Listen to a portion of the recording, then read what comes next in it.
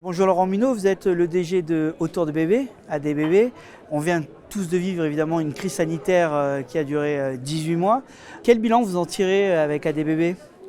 Écoutez, moi je suis peut-être un peu à contre-courant, mais l'année 2020, effectivement, je trouve qu'elle s'est remarquablement bien passée, compte tenu du contexte effectivement que tu as raison de rappeler, puisque effectivement les spécialistes ont pris de la part de marché par rapport à la grande distribution, ça c'est bien, et les indépendants s'en sont particulièrement bien sortis, puisque effectivement nous on le sait effectivement, fermé nos magasins pendant 25% du temps, 3 mois c'est 25% du temps, et on a fait un +1 sur le réseau, et +30 sur Internet. Donc globalement, l'enseigne, elle a fait un +3 en année 2020. Donc je pense qu'effectivement, on démontre que notre marché a une très belle résilience et puis que notre enseigne, effectivement, elle a su effectivement bien s'en sortir par rapport à ce contexte. Et non seulement on a su bien s'en sortir, mais en plus on a préparé l'avenir. On avait sorti le Click and Collect en 2020. Et on avait accéléré effectivement tous nos développements dans la digitalisation.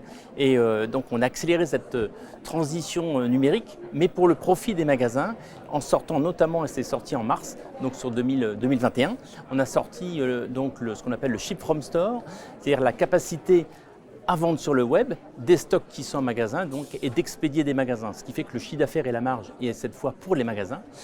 Donc chez nous, ça s'appelle Bébé Shop et ça a extrêmement bien marché puisqu'effectivement, on a multiplié par 4 le chiffre d'affaires qu'on avait sur Internet.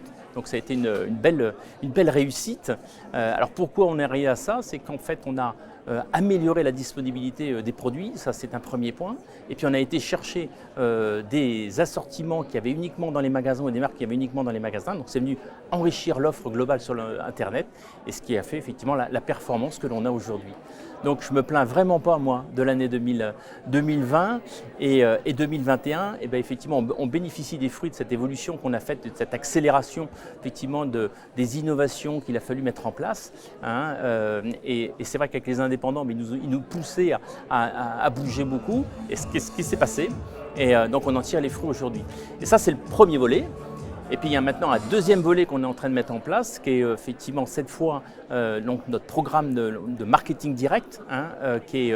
On sait qu'aujourd'hui, on a plusieurs clés d'entrée par rapport à la marque. Il y a les magasins, il y a le web et il y a aussi les réseaux sociaux. Donc ce qui fait que le parcours client aujourd'hui est devenu complètement omnicanal. Donc, tout ça, ça se croise, ça s'entremêle, c'est alternatif. Donc il faut l'accompagner, le consommateur, sur toute cette période-là.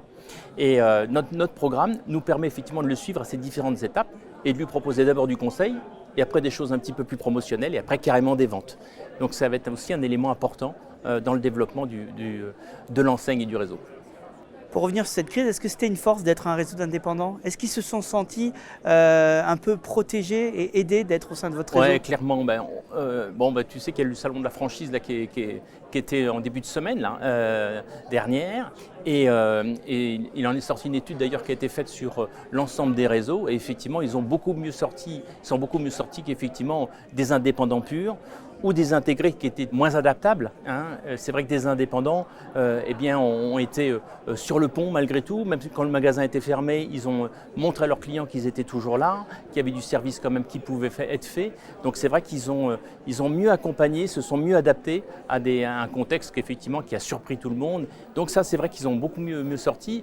Les indépendants purs sans enseigne, eux, sont énormément souffert, même s'il y a eu des aides de l'État qui sont venues les aider, mais ceux qui sont sous enseigne, effectivement, s'en sont très bien sortis, clairement. 2021, vous l'avez dit, de grands projets. Quelles sont les grandes priorités ? Alors, c'est continuer à accélérer cette transformation numérique, cette mutation numérique qu'on est en train d'opérer, mais une mutation digitale qui est au service des magasins. Et ça, c'est important chez des indépendants. Et ça, en fait, il y a eu un changement de paradigme l'année dernière. Le digital, qui était toujours vu un peu comme un concurrent par rapport à leur propre magasin, leur propre boutique, aujourd'hui, se sont complètement appropriés. Ils se sont dit, non, au contraire, c'est pour moi un levier de développement, c'est un levier de visibilité de mon enseigne, de connaissances, de recrutement de clients et puis de services web qui, effectivement, va directement de leur tiroir caisse. Aussi, maintenant, avec ce qu'on appelle le Ship from Store, donc ce bébé shop. Donc il y a eu un changement complet par rapport à ça.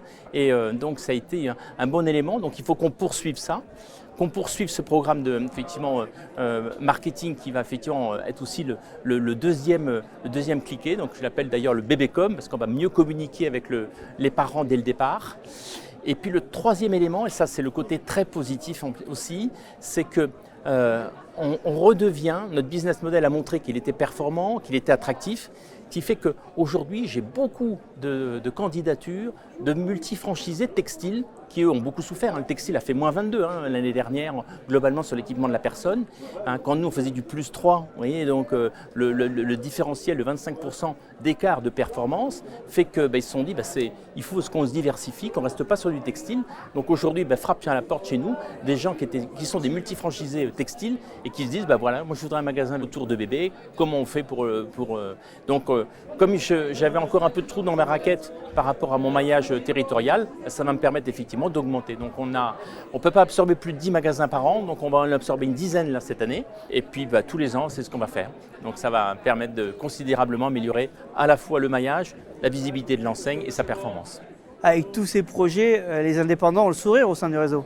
Alors effectivement, tu es sur le salon, là, tu vois un peu, effectivement, je crois que tu en vois quelques-uns, tu vois aussi les fournisseurs. Donc c'est vrai ils ont le sourire. Alors ils ont un sourire parce que effectivement, ils ont le sentiment d'avoir bien passé cette crise et puis que ça se dégage enfin et puis que les chiffres d'affaires sont là, c'est sûr, la progression est là. Ils ont le sourire aussi parce qu'ils sont contents de se revoir. Content de voir des fournisseurs, content de voir des produits, et ça c'est essentiel parce que chez les indépendants, la convivialité et le ciment, je dirais toutes ces briques qui sont indépendantes, qui constituent ainsi le mur, mais ce ciment-là, ça passe par des bons moments qu'on passe ensemble, ça passe par effectivement des échanges d'amitié, des échanges de discussions, de débats et puis de bons moments. Et c'est ce qui se passe avec ce salon. Oui, justement, on est pendant 2 jours là au sein de l'écrin de la sucrière à Lyon. Passion Bébé édition 2021, le bilan il est plus que positif là. Ah oui, déjà il y a 2 ans on était 60 fournisseurs, aujourd'hui il y en a 88 qui sont des fournisseurs qui sont les partenaires du groupe, c'est-à-dire des 2 enseignes, Aubert et autour de Bébé. Donc ce sont nos 88 partenaires qu'on doit privilégier, donc ils sont plus nombreux.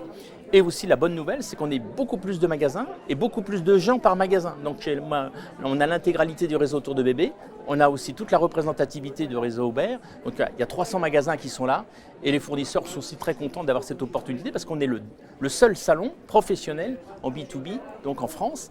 Il y en avait un en Allemagne, il n'a pas très bien marché donc à Cologne. Et ici, effectivement, c'est carton plein, donc on ne peut que s'en réjouir, tu as tout à fait raison. Allez, on regarde un peu l'avenir. Comment vous voyez le futur pour votre enseigne et notamment la collaboration avec Aubert ? Oui, alors c'est vrai que c'est quelque chose qu'on avait lancé avec Philippe Zonnman, effectivement de mutualiser nos moyens pour optimiser et puis les démultiplier. C'est ce qui s'est passé. On a lancé ça, donc c'était il y a maintenant un peu 2 ans et demi. Et aujourd'hui on l'a complètement finalisé. Alors la crise Covid a fait que on n'en a pas encore vu tous les effets pour les magasins, mais c'est réel. Les équipes travaillent très bien ensemble. Les moyens effectivement ont été mutualisés, donc finalement on a plus de moyens individuellement de ce fait de les avoir mis en commun.